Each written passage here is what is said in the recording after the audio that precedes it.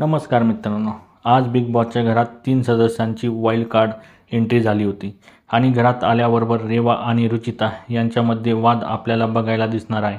चला तर आपण बघूया नक्की काय होणार आहे रुचिता व रेवामध्ये. रेवा रुचिताला बोलते, तुझा जो आवाज आहे ना, बंद घरात कसा दिसतो हे तुला समजत नाही.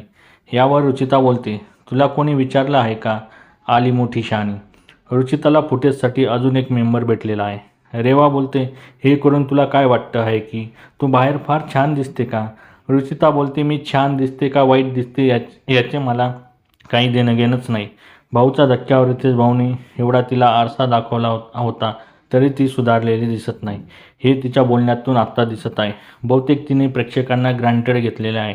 रेवा बोलते, कोणी सांगतच नाही आहे व तिथे घरातील सर्व सदस्य पण दिसत आहेत. व असं बोलत असताना तिचा हात रुचिताच्या हाताला चुकून लागतो. लगेच रुचिता बोलते, डोंट टच मी. अरे रुचिताचे काय आहे, नेहमीचंच झालं आहे.